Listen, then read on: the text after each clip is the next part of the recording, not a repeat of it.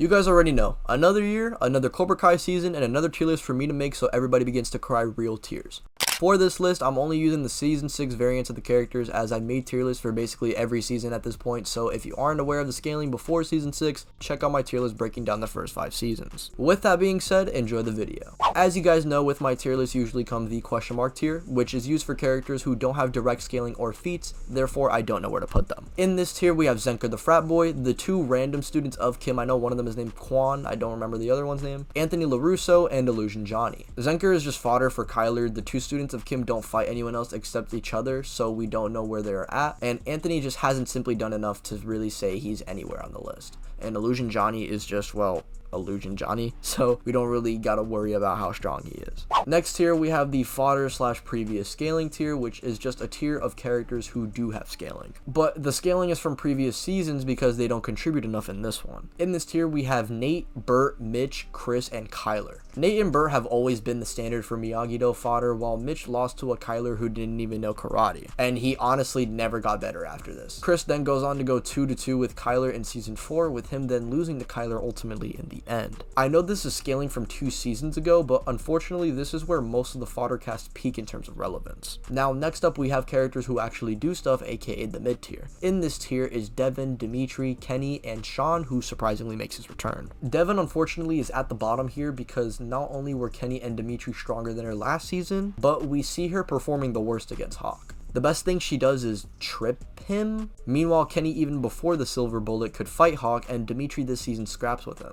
They should just have better scaling to Hawk, therefore they should both be able to beat Devin, with Dimitri admitting direct inferiority to Kenny and even suggesting other than the power couples and Hawk, he's the next best shot they have at winning. And Sean would be ahead of him just because he did slightly better against Miguel and Robbie during episode 1. I mean, Kenny just lost to a weaker duo, so this tier explains itself pretty well. Besides the main students, these guys are the next best line of defense that the Cobra Kai verse has, but we'd see the next tier take things up a notch. In this tier are the main 5 students, that being Hawk, Sam, Tori, Miguel, and Robbie.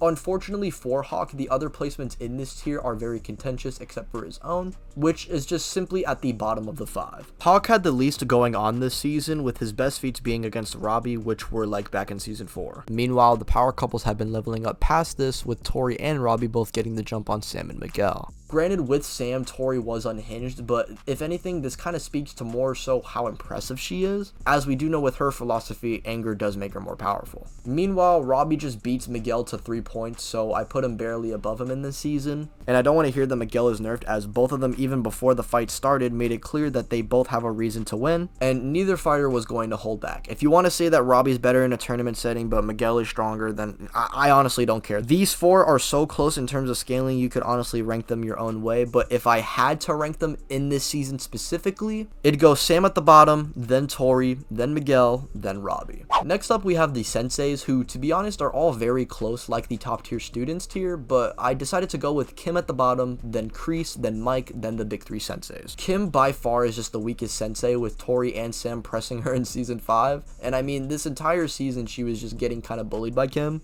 And Kreese just flexed his aura and trained a new student to be better than her student. Kreese, after conquering his weakness, should surpass his previous versions, with Mike being above him since he scales to a later Johnny, and we don't exactly know how this new version of Kreese fares against Johnny. Yes, he fights an illusion of him, but that doesn't mean he can beat season 5 Johnny. And the main 3 senseis are just kind of where they were at in season 5. Chosen arguably is weaker because he has stitches from his fight with Terry. So if you wanted to make that case for Mike being above him in this season, sure, you can. But Johnny and Danny should stay the same. With